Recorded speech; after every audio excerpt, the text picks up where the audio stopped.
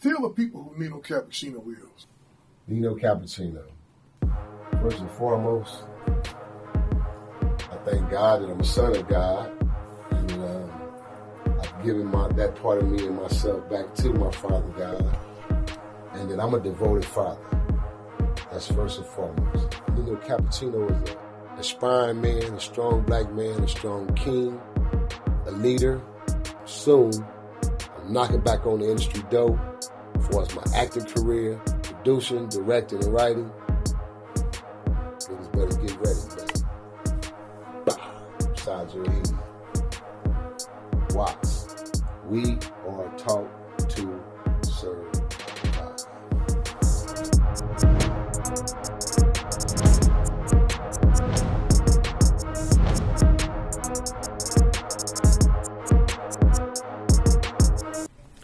I'm going to say this first and foremost. Again, shout out to my dog. 18 years. I've been fucking with him 18 years, knowing him 18 years. Shout out to my boy, man. Suge Knight, man. Simon, man. My boy, man. The dude was a very powerful dude, man. I respect him just like he respect me to the fullest.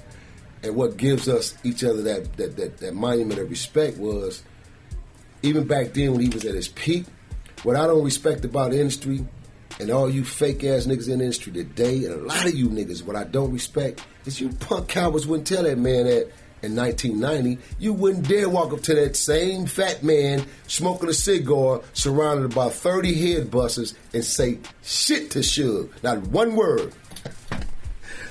It was some real ass whooping going on back then. I'm going to say that, man. And again, a lot of you fuckers in the industry right now today, you know the truth and know the real, because some of you niggas was a part of them real ass whoopers and DPs.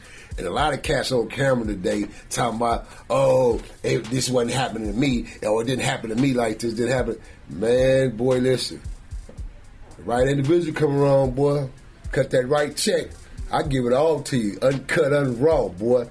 All to you, boy, because I seen ass whoopers. I done seen niggas at the round table get punked and shut down and the whole nine, man. Feel me? I know you said that's some like real information. Can you give us a little bit of taste you on tease? Can you give us one example at least? All right, prime example. We had a run-in one year where Simon and Big Luke, man, you know, shout out to Big Luke, man, another big mogul in the game, Luke, man, from Miami, man, you know, Freaky Luke.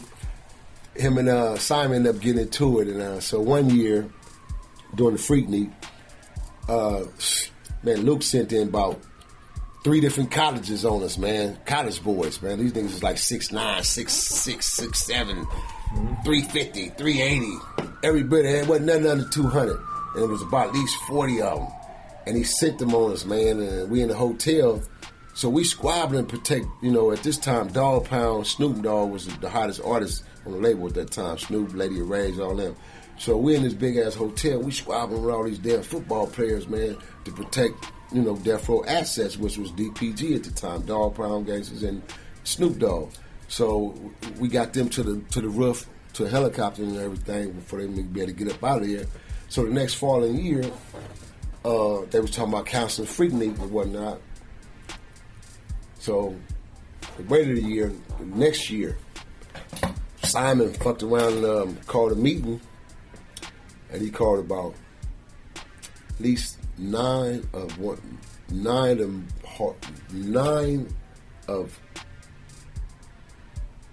the most notorious neighborhoods in Los Angeles. He called about 9 shot callers and representatives from each hood to Death Row to a meeting. And he called a meeting and he told each one of those individuals, you know, to bring at least about 10 to 15 soldiers with you. I want to fly everybody out to Miami for the Freak Meet. Mm-hmm. So basically, he put a regime together, man, Bloods and Crips, from various of neighborhoods in Los Angeles City.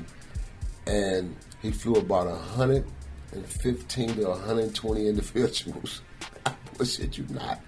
2 airplanes booked up with nothing but LA gang members flying out of here to Miami for 3 days and 3 nights, man, for the whole Freaknik weekend. There is no respect in the game no more, bro. So I don't respect these punks who didn't have the heart to tell that man then when he was at his peak, before he got crippled, all busted all down, because every warrior has his day at some point, bro.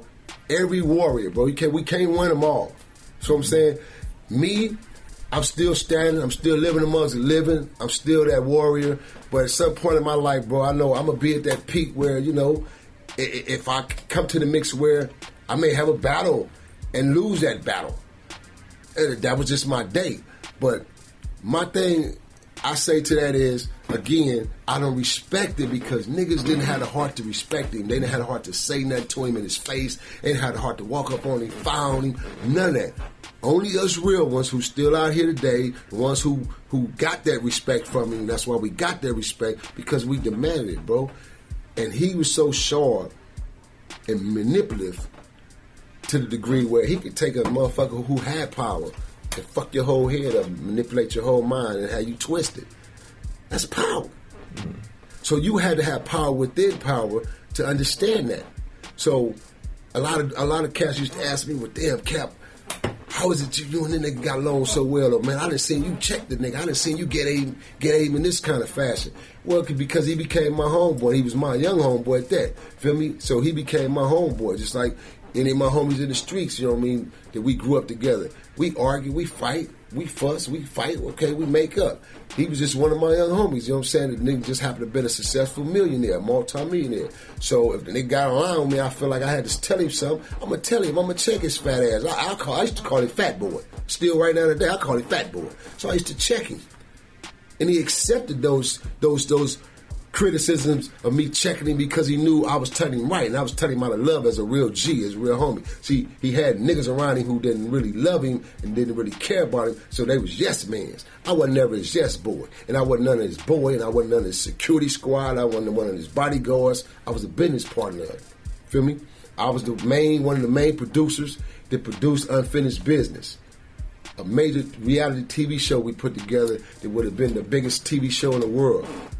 I brought all the TV cameramans out here to South Central, Inglewood, Watts, Compton. You know what I mean? He took some parts of the camera crew to his neighborhood of Compton. But anything in South Central, Watts, LA, WLCC, all the stuff you see on the trailers, I shot that shit. I took the people down there. I took the production people down there, got them the green light and the passes to go to these neighborhoods. I went to Inglewood and hollered at the young homies because a lot of young homies was against him. They was mad at him. So a lot of neighborhoods we was jumping out of, and we was like, yo, we were Blackball Records. It's a TV show for Suge. Niggas was like, fuck Suge. Cuz, blood, fuck Suge. On me. And I was like, hey, hold on. This Big Cap shit too, homie. I'm the producer. Oh, Big Cap? Oh, okay, that's my nigga, Cap Nino. So it was love, but for him, he had burned a lot of bridges, so Cassie wasn't fucking with him. But still, I respect the man, man. The man gave a lot of jobs, bro. He made a lot of stars. He made a lot of people who right now today got careers because of this dude, man. No matter what, good and bad, and any man, any fallen leader, man, go through, you got to look at his resume of what he done. Now, if he came in the game and all he did was all bad, then the nigga deserved it all bad. Mm-hmm. But Suge got some greatness in him and he got some good in him, bro. Because he did a lot of greatness. He did a lot of fucking good for a lot of people. Mm-hmm. Mothers, families, a lot of shit they don't want to give this man his credit for, man. And I think that's very unfair. The dude was sharp. He was book smart as well. See, niggas thought Suge was just some old big old bully. He's dumb. Man, a lot of cats didn't even know the dude's background and history, first and foremost.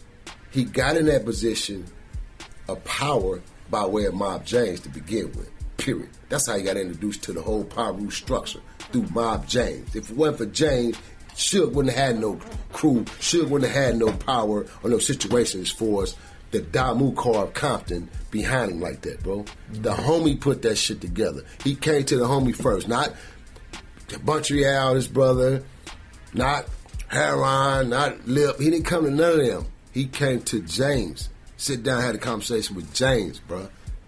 And James put this shit together, man. And from that point on, he realized, well, shit, the man with the money has the power, but the man with the money and a crew has more power. Mm-hmm. So when he realized that, that's when shit, he put his wings on, boy. He started flying. You feel me? Because when it first started out, he was still in the learning process and then absorbing and like is this shit real? The first year. And once that second year kicked in and he realized, oh man, I got this. He ran with it. Mm-hmm. You know what I'm saying? Once upon a time, I was the devil himself. Just like they labelized him as the devil, I was the devil himself. I put that whole red suit on in 1975, man, in 76. I put the whole suit on. Well, partial of it, 75 and 76, should I say, because I had to play a double role. I had to come home and be this athletic, smart, academic, in school guy, because my mother and father wasn't having it. They was whooping ass. They was disciplined. I come from a family background. I had two parents. My parents wasn't drug addicts. They didn't get caught up in the 80s with the crack epidemic, so I don't have that story. My parents are real parents. Feel me? My siblings, everything. So I come from a family background where I had to play that character role. As soon as I left out that house, I put my shield on. I was in the streets. So I lived a double life, bro. And I lived that shit for damn 10 years for my parents. They never know. People used to tell my mother, that's your son? Such BJ? My mom said, yeah, that's my baby. She said, oh, Miss Johnson, I hate to tell you, and grown-ups. And they would tell her story. She said, no, you got the wrong, not my baby. That's impossible. Oh, shit. No. He plays ball. He's going to college. He's finna be a professional ball player. You couldn't convince my mother I was the devil, man. But when people were telling her, she wasn't hearing it. So I say that to say, man, it was a time in my life I wore that suit. And I wore it proudly because I lost my parents back to back. And I rebelled against the Father. I rebelled against God. I rebelled against the world. I lost my mother, my father, and my little brother, 17 years old, in between losing my father, then my brother, then my mother. I mean, come on, man. In the early 20s, man, and the crazy part about it, I was worth a meal ticket. So my money was straight. I'm super right. And then that happened. Bro, I didn't lose it mentally as far as going crazy. I just lost it to the point I didn't give a fuck. I was knocking on death's door. I wanted to die. I wanted to join my parents. I didn't give a shit about nothing. Besides my sisters, my siblings, I didn't give a fuck about nothing in my neighborhood. If it wasn't my neighborhood and my siblings, man, I didn't give a shit. So I went hard to the paint. So, again, him being labeled and categorized as the devil at one point in life in his career, he wore that suit. But he wore a white suit as well. One minute, he was a good, great guy. One minute, he was the devil. Feel me? And you had to really live that life or be around an individual to know individuals to understand it. So that's why we have such a unique relationship, because we understood each other and he understood and respected my ways as a man. There's no way in life I'll be able to manipulate this dude or buy him off to the point where, I can see his death because the nigga's too powerful mentally.